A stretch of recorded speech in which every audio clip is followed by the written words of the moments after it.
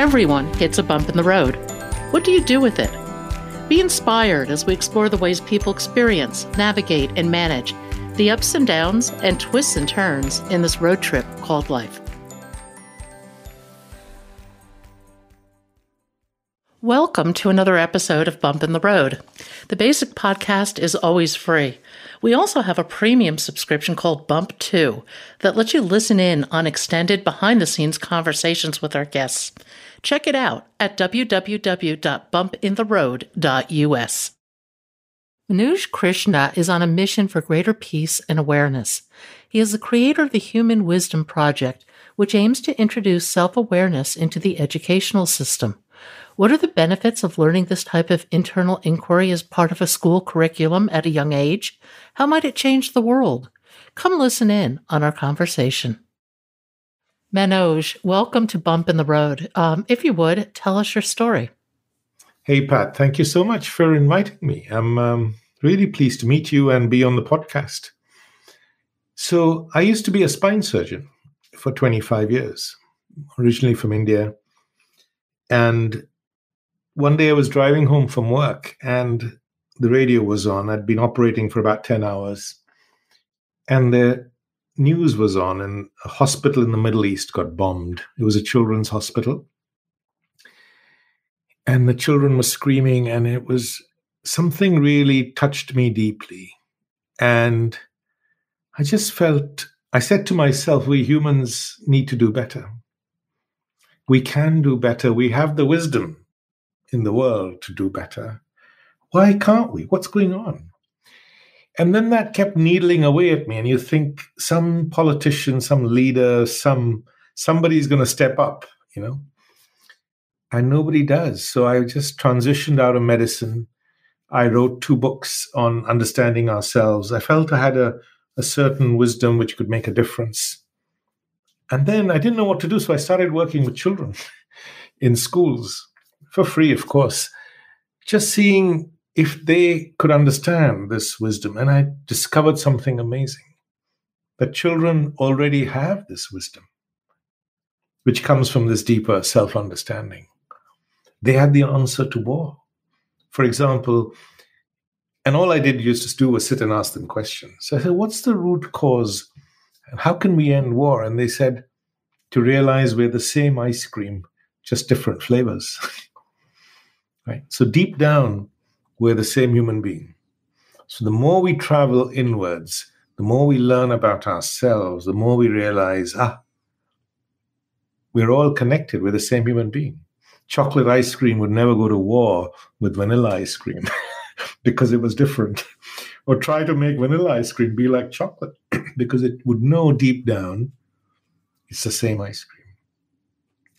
So that's when I felt, okay, if we could scale this wisdom, which comes from this deeper understanding of ourselves to the world, and make it easy for everyone to access their own wisdom, we could help people transform their own lives for the better, and we could create a better future for humanity.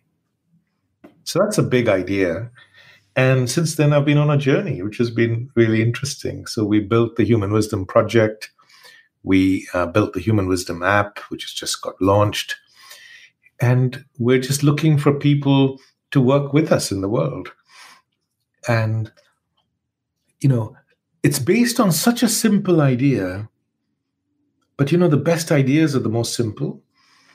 And this one is that every problem we humans face, for which there's no easy answer, begins in our thinking. Mental illness. 80% of us are stressed, about 40% are anxious. Relationship breakdown, 50 to 80%. Addiction, depending on what you call addiction, but between 20 and 40%. And for every person who suffers an addiction, 5 people suffer with them. You can imagine that, that's normal. Obesity, which affects 42% of Americans, 28% in Britain. That's a thinking problem, right? It comes from our thinking. It's not linked to food. We know what we all grow up knowing what to eat and what's not right to eat, but we can't stop ourselves. And the list goes on, Pat. Violence, war, the war in Ukraine, all the divisions in society in America between the Republicans and Democrats, or in the rest of the world, there's so many other divisions. All of these begin in our thinking. So imagine if there was a single solution that could make a difference to all of these. And that answer, I think, is this wisdom. And the beauty is, this wisdom doesn't come from a book, and it doesn't come from a religion or a philosophy or a psychology or some expert. This wisdom is already in you and in every human being. So all you need to do is go on a journey inwards and connect with it. And it's yours, and it completely transforms your life. Yeah, no, we are on the same page there, but I think it is a journey. One of the things you wrote in your book that really struck me was, since I was a young boy, I was brought up with a simple maxim: ambition plus hard work equals success equals happiness. Yes. And I think that that is a methodology that we see around the world, particularly in the US. And does it lead to happiness? No, it doesn't, you see. We're looking in the wrong place. Because once you wake up, and really it's a simple question of waking up, you realize that our mind looks to the outside for things to make it feel good on the inside. Whether it's success, money, fame, relationships, and the list goes on and on. But that feeling doesn't last long. You buy a new car, it becomes an old car very quickly. You stop noticing it, no matter how much it cost. Or you buy a new house, might be the biggest palace in the world, but after a year, you'll just say, oh, you just stop noticing it. So, and every time you get something and you feel a burst of pleasure, it immediately after that, if you notice, there follows a void, a crash, a feeling of emptiness, which the mind then needs to fill again with something else. So if we truly want to be happy, we need to go on this journey inwards. And your life on the outside could be ordinary, but with wisdom on the inside, it can be extraordinary. So that's the beauty of this. It's such a democratizing wisdom, because you could have the lowliest job in the world, whatever you might regard that to be, or you might be the president. But this wisdom is available for everyone. You're talking about a remarkable paradigm shift in society from achieving to being. How in the world do you start that process? I mean, what do you say to somebody to get them to wake up and look within? Each person comes to this journey for different reasons. Think of it as a football game. When you go to a stadium, to a football game, there are so many entrances. So one entrance to this journey could be stress, another one. For someone else, it's anxiety. For someone else, it's addiction or relationship breakdown. Or they just want to be the best version of themselves, or they want to be successful. It doesn't matter what it is that makes you come in here. Or you want to help make the world a better place. Or you want to live with this sense of peace. You realize you've worked so hard for 30 years and your heart is still empty. Doesn't matter what your motivation is. The game is the same.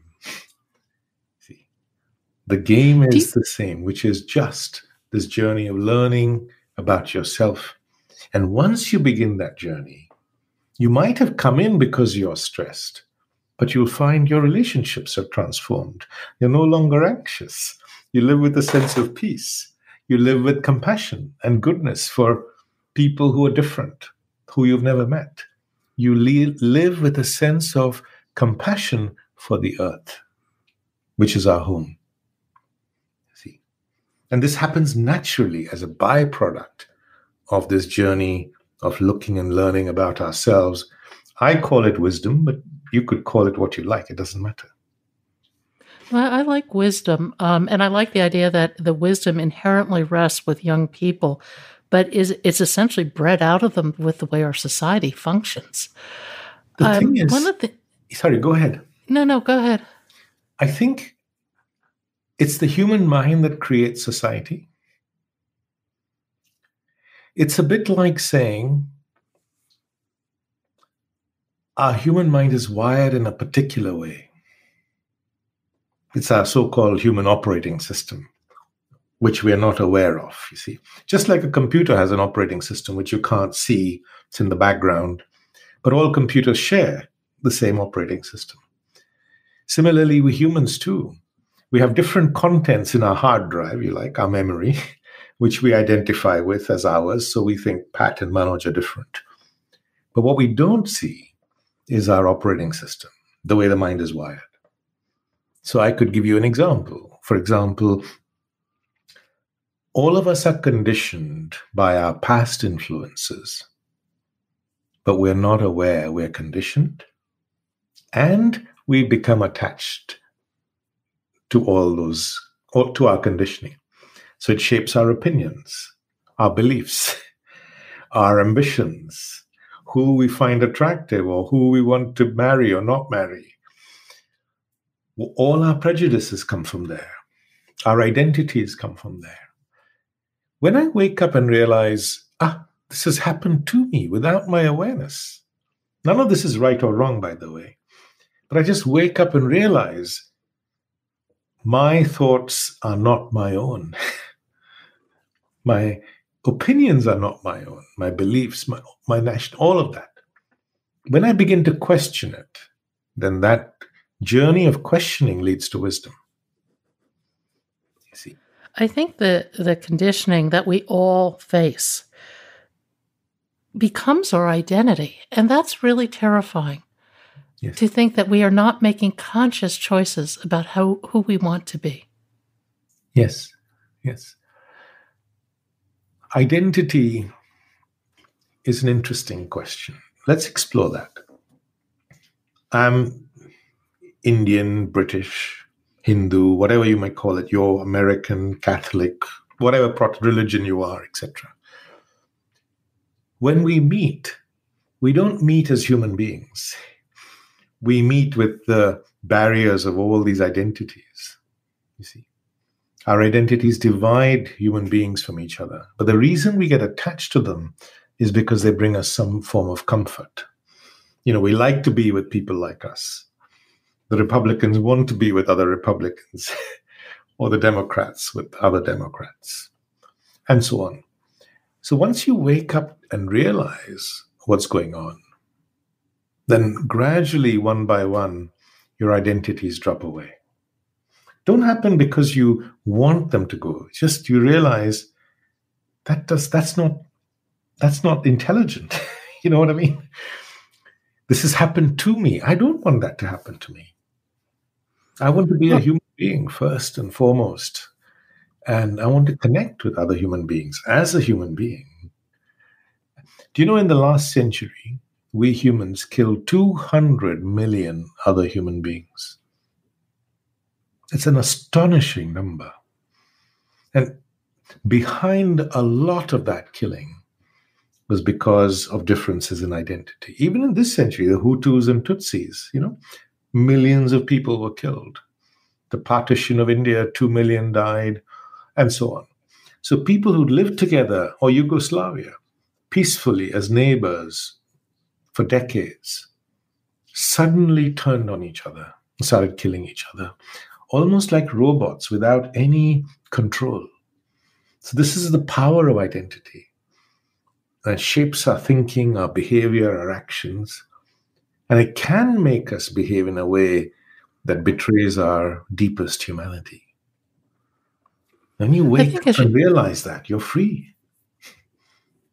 That is so true. Once you see through the falsehood, poof, it's gone. And it's interesting. I think identity leads to a quest for authenticity. And I think to start unraveling our identities means facing some really difficult things within ourselves. I mean, for example, everybody grew up in a house that was dysfunctional to some degree. You have to look at how did you react to that dysfunction and have you integrated that into your current life? And is it serving you? Chances are it's not. Yes. But I think that until you start really looking at those things, feeling them and releasing them, you are something of a robot going through life. Yes.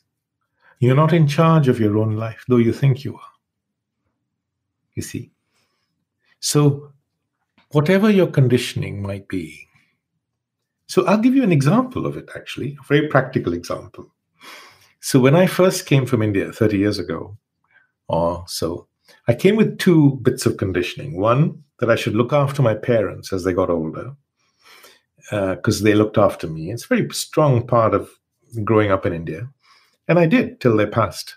And the other one was that women should do all the housework and look after the home and cooking. And you can imagine the challenge that caused at home, right? And of course, if you challenged me, I would have been very defensive. I would have said, I'm right, you're wrong. I would criticize those who were different to me. Oh, But when I woke up and realized I've been conditioned and I was able to question it, I said, it's a good thing to look after my parents. I will. And I did. But it makes no sense to believe that women should do all the housework. And that just dropped away. As you said earlier, the seeing clearly does all the work of bringing transformation. So once you see that your past is affecting your present in a way that doesn't serve you, that seeing clearly brings transformation. I think one of the other things that brings transformation that you mentioned in your book is the art of listening. Yes. Such a beautiful art to learn for all of us. And yet, I think that in so many conversations, people are talking past each other and they're not really present. No. It's so interesting that we have so many emotional needs, which are powerful. One of them is to speak. One of them is to be understood. We have no need to understand. We have a need to be listened to, but not the same need to listen. If you're not aware of this in yourself, then you'll be the person who constantly be talking about, first of all, constantly talking and mostly talking about yourself. And you're not going to make many friends if you carry on with that. And your relationships will suffer too. Right? Your relationships do suffer. I think some people make situational friends that work for them, but failing to listen with an open mind means that you're not seeing that person. And I think that's a fundamental need everybody has, is to be seen and to be heard. And that requires quiet, open-minded perception from the person doing the listening. Yes. What is not being said? What is the person feeling? What is their state of being? Do you know that 80% of communication, they say, is nonverbal? So it's your state of being, whether you're quiet, whether you're compassionate, and how deeply you're listening. That's what the other person receives, much more than what you're saying. Yeah, I actually, I read a book many years ago by Gary Zukov, The Seat of the Soul. I don't know if you've read it, but it's a wonderful book. And the thing that I find interesting about it is he looks at these exchanges we have between each other as exchanges of energy. And we sense that, whether we know what we're seeing or hearing or watching, we sense that energy. And if the energy is listening and is receptive, we feel that. I think also to realize that our mind is constantly judging Oh, yes. ourselves and the other person. And just to be able to notice that and press the pause button on that. So to be able to listen with generosity, giving people the benefit of the doubt, realizing they're doing the best they can, they're just being human. See, can I give them a virtual hug? And one of the ways of doing that is to sit and listen deeply. I think judgment is something that plagues all of us. I know it's something I struggle with, but I have found that becoming aware of that type of mental behavior is the first step, because then you can catch yourself and ask, what is it within yourself that you're really judging? Yes. And again, once you have a deeper understanding of yourself and how your mind is working, then it becomes really clear why you're doing that. Because we're all conditioned. Okay, that's number one. And our mind is constantly comparing what it's seeing in the world with what it knows, which is its conditioning. So anything that's different invites judgment. Right? Well, and we live in a hierarchical world. Our educational systems are set up to constantly be judging, having an opinion, comparing, Yes. bringing things down to a smaller body of information as opposed to being expansive. I mean, I think the conditioning is pervasive. Yes. The thing is, we're not aware this is what we're doing. See, I don't know if Jesus was a historical figure, and I'm not religious in the classic sense, though I believe in the sacred. But I love this line, Lord, forgive them, for they know not what they do. And once you see clearly that people are not in charge of their thinking and their behavior, it's their unconscious conditioning that's running their life, then one can look at people with more compassion. You see, because you are the same. Your mind is the same as theirs. You might have woken up, but hey, don't pat yourself on the back, for that. Oh no, this is a constant process. Yes. But shall we touch on education? You mentioned that word. Isn't it fascinating? I've always puzzled about this single question, which is, why are we educated only about the world around us, but not about ourselves or how our minds work? All over the world. From the age of 4 or 3, when you start your kindergarten, all the way to university, you keep going deeper and deeper into knowledge which is out there already, or you're learning new things about the world around you, but not about yourself. So you could be the most famous scientist, Nobel Prize winner, all of that, but have no sense of peace, no happiness, no compassion, no goodness, live with stress, anxiety, all of those things, have relationships that are not healthy, or have an addiction. What's the point of that? See? And then you don't know how to deal with all that distress your mind is feeling. And so, of course, the easy way is to escape. And that leads us down to addiction. Can you imagine? And they're all In the last, actually, just 2 weeks ago, a few weeks ago, the US Congressional Committee reported, they had a report out that opioid addiction cost the US economy $1.5 trillion a year. And last year, there were 100,000 opioid overdose deaths. What makes the mind do that? What makes the mind prone to addiction? We never ask that question, you see. Oh, I think it goes to pain, mental and spiritual pain. Yes. The moment you begin to ask yourself that question, what makes my mind prone to addiction? Then, you see, Can you imagine if addiction could be avoided? Can you imagine how much suffering could be reduced? But there's all sorts of addictions beyond substance abuse. Of I course, mean, exercise can be an addiction. Busyness can be an addiction. the phone, I mean, the phone, absolutely. gambling, Texting, all of that. gambling. So let's explore addiction. There are three main drivers of addiction in our thinking, which we're not aware of. Okay. Once again you become aware of them, then you make the unconscious conscious. So you're no longer, you can be in charge then of your own life. That's the key. So the first of these is conditioning.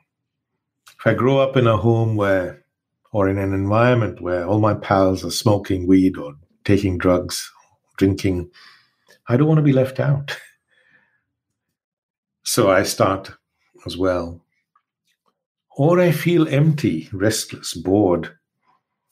You know, I've just, and so many people, particularly those who are famous and wealthy, find that after the big high comes the big crash. And in that crash, they don't know how to cope.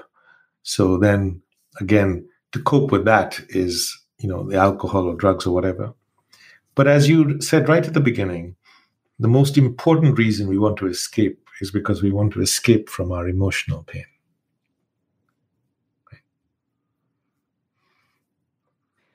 And to what degree is pain about perception? Yes, yes. Yes, let's talk about that. What causes emotional pain? The mind assumes that our pain comes from the outside. My wife left me. I lost my job. Somebody didn't call me on my birthday. Somebody said they would do something and they didn't do that. And so the list is endless, you see. But to realize that our pain is a reaction from our thinking to something on the outside. I was talking to somebody the other day, and they gave a great example of this. They said that, mark several significant events in your life and write your story from a perspective of being a victim. Now go back and rewrite that story from the perspective of, say, gratitude. What a different story you'll tell. And it is your choice which story you choose. Yes. I think just to wake up and realize that this is what your mind is doing to you. It's not you. You're not woken up yet, you see. When you wake up, you realize your pain comes from within. So pain is an opportunity for learning. So for example, one of the reasons for pain is conditioning. I would like things one way and my reality is another way. Right? That's what causes stress or pain. Or when I hadn't woken up, my wife isn't doing the cooking. Hey, that hurts. You see what I mean? And when I'm hurt, then I react with anger and, all of that. So conditioning is one of the reasons for pain. That's where our expectations come from, right? And maybe also because our mind seeks security. And to realize life is insecure for every human being, for all the planets. The stars come and go. We're the same. We come and go too. Right? So once you can accept uncertainty deeply and live with the sense of peace inside you, which comes from this wisdom, then you can meet life's challenges with this understanding. And even if you do get hurt, your understanding doesn't make that hurt last very long, or it doesn't condition you for the rest of your life. Like my girlfriend left me, I'll never love again. You close your heart to love. And you realize this is what your mind is doing to you, and you're free.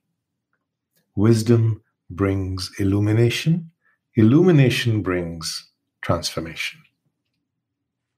You had a very wise mentor that told you to accept, accept, accept. Yes. I love that. Yes, yes. Thank you for reading my book. I was in school, and it was run by Jesuit priests. And there was a very wise old man there called Father Shock. And one day I went to his office, and I said, we used to call him Father. I said, Father, I'm a young man just about to make my way in the world. What advice would you have for me? And he sat for a long time pondering. And then he stood up and he said this, Manoj, whatever happens, accept, accept, accept. And it's such a beautiful thing, because now with this wisdom, you realize that it's the lack of acceptance that causes our pain. It's what causes our stress. The traffic jam is a simple example, but someone not behaving the way you want, or someone having a different opinion to you, or you're not having enough money, or whatever it is that is not going the way you want, accept. Acceptance dissolves stress. So simple. Oh, it is. I mean, an event occurs, it occurs. How we decide to perceive that event is everything. Yes. Yes. And I also think that the highest form of love is acceptance too. Right?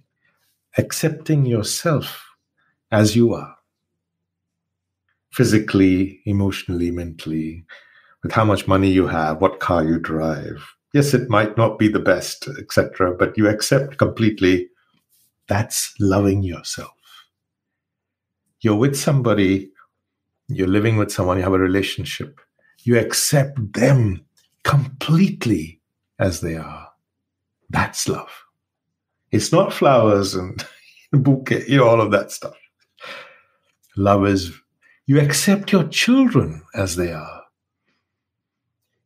So many children carry the burden of all the expectations of their parents who want them to be different to who they are.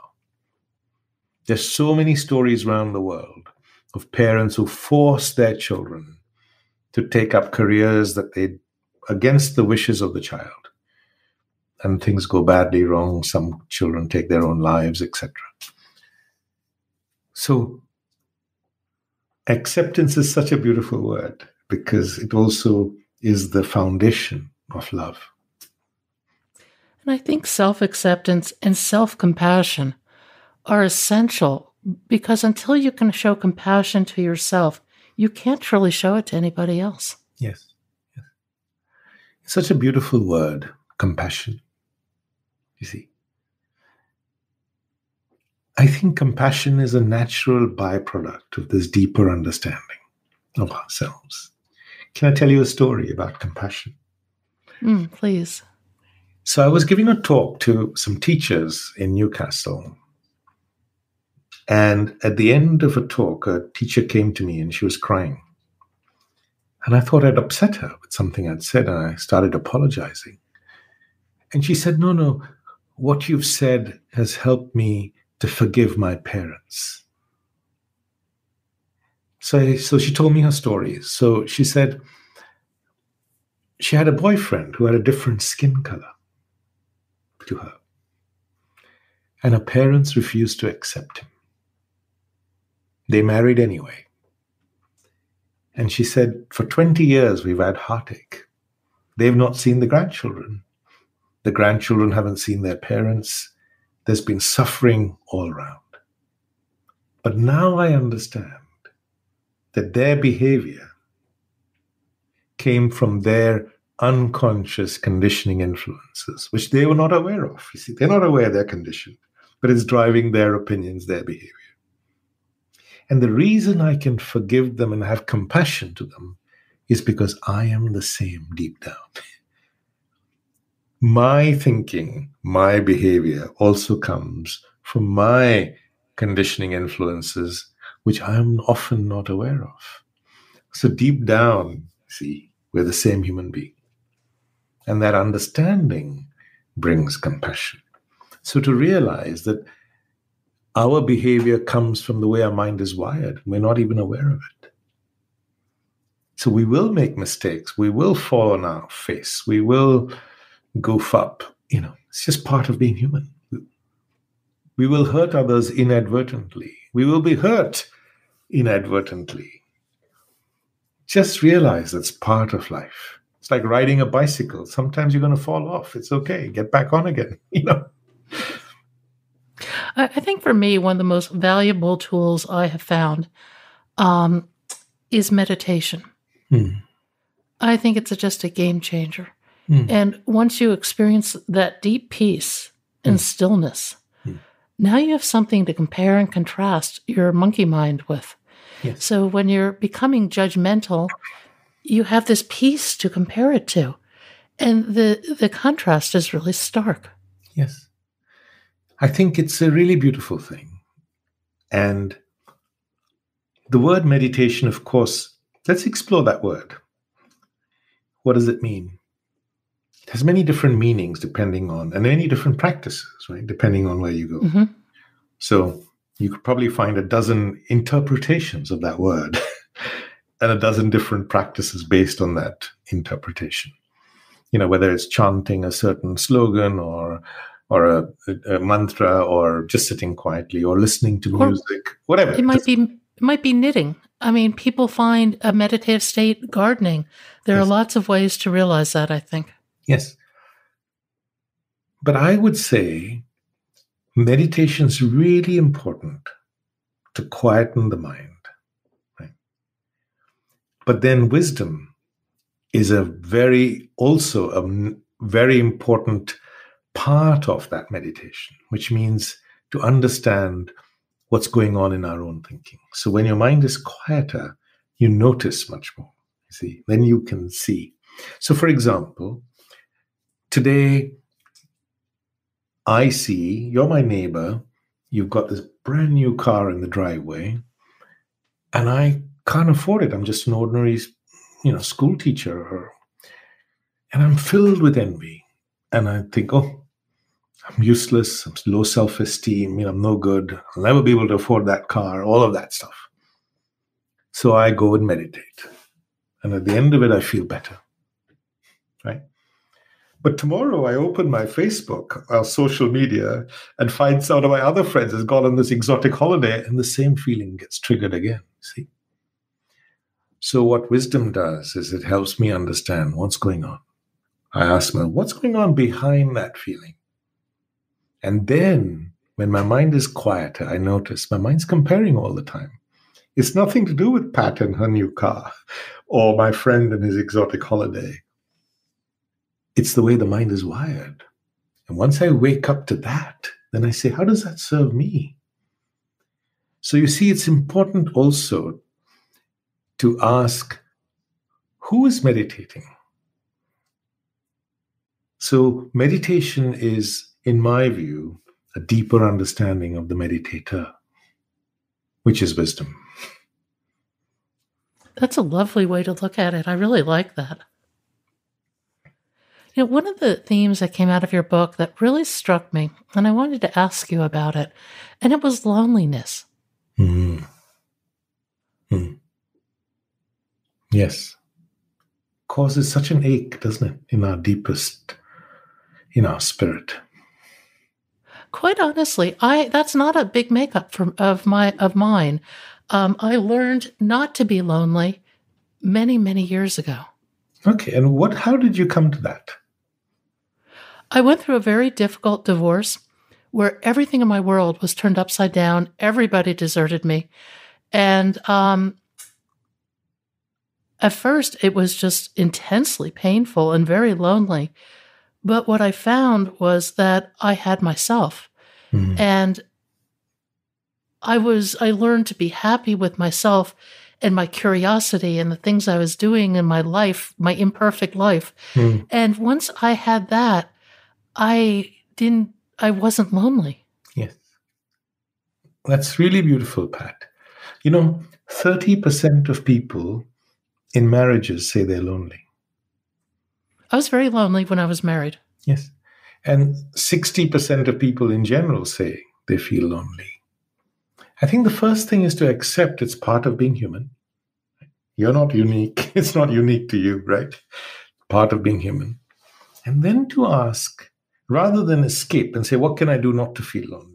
That's one way, of course. Put the TV on, ring somebody, go shopping, go on holiday, get into another relationship that may not be suitable. Or pause and say, what's going on in me to make me feel that way? What can I learn about myself? What's behind that feeling? Right? And what's behind that feeling, perhaps, is a feeling of not being connected. So either you can be connected to somebody else, or you need to be connected to yourself. There's only two ways to get over this. Well, I think you can be you can be spiritually connected. I think you can be connected to nature. And I think that those are very powerful connections. Yes. To feel connected. That's the main thing. Yeah. You see. Because if you want to go deeper, you'd realize that the I, the sense of me, is separation, right? Because as soon as I am Manoj and you are, I separate myself from you and the world with my identity and all of that. And of course, separation brings loneliness. Right? So once you start this journey of learning, it takes you deeper and deeper. And then you reach this question, which is the mother or father, if you like, of all questions. Like all rivers lead to the sea, all our journeys of learning go to that one question. Who am I? See? And that's a question that doesn't have an easy answer. But holding that question brings transformation. It results in insight.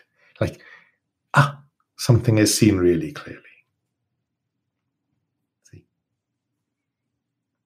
Now, you've put a lot of this wisdom into an app that you've built. Talk a little bit about your app and what you want for it. The reason I left medicine, I had a very successful career,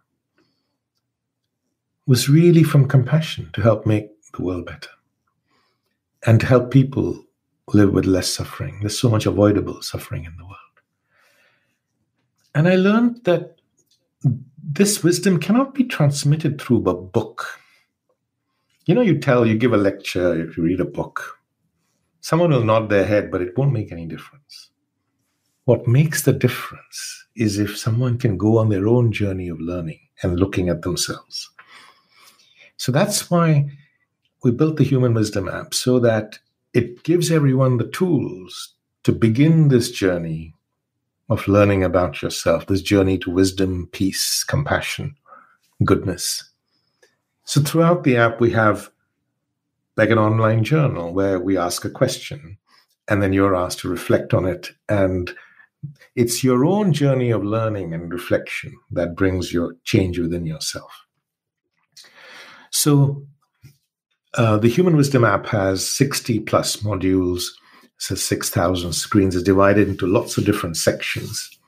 And compared to the typical wellness so-called app, which I'm not being critical of, but all, by the way, they're all useful and beautiful. It's wider in its scope because it covers everything where the mind is involved, whether it's leadership or anxiety or dealing with death or living with peace. Or communication skills, all the things we've talked about. But it's also takes people deeper to explore the deeper layers of their thinking, like conditioning, comparison, our emotional needs, our reactive mind, identity, we touched on that, and the nature of the self, which we also touched on. And it's that deeper understanding that brings this beautiful transformation. So I would like to give that gift to everyone. And that's why it's called the Human Wisdom Project. It's not Manoj Krishna Project. It's the Human Wisdom Project, because every human being can contribute to it. See, every human being, even a 10-year-old girl, can say, we can learn from everyone, right? We can learn from 10-year-olds, from the postman, from old books. Doesn't matter where the learning comes from, as long as you're curious. But that learning brings transformation. So I wanted to create this. And with that, imagine the scale of problems we could solve. Imagine if we could end addiction and the suffering. Imagine if we could end war. Imagine if we could end stress, anxiety, or help people live with much less of that. You see? So it's completely transformative. The moment I lose my attachment to all my identities, Pat, I will never, ever kill another human being. Because my right hand would never go to war with my left hand. It's part of the same, connected to the same body, right? So, it goes back to what you were saying earlier about education and our systems and how they work. If you can touch school children with these concepts of self-awareness, yes, and these concepts of, healthy mental living, if you will, yes, that's where you can really institute change. yes. So we've just released the app for adults. It's called Human Wisdom. It's one word. And it's on all the popular places. You can download them. But we're also building an app for teenagers, and one for children under 11, and one for parents. So that we want to create this journey of lifelong learning where you can live your best life and avoid making bad decisions. Think clearly, live with love, compassion, all of those things, right? Really live an extraordinary life on the inside. See, life is so short, if you think about it, And how can you live a life that's really honors the gift of life? And to honor it deeply, we need to live with this wisdom. So we live with goodness, compassion, all of that. Thank you for listening. I hope you'll support this podcast by becoming a Bump 2 subscriber. Buy us a cup of coffee. It's your support that makes this podcast and website possible. I hope you found something in today's podcast that inspires you along your own life's path, because sometimes a bump in the road is actually a portal into a more conscious and meaningful life.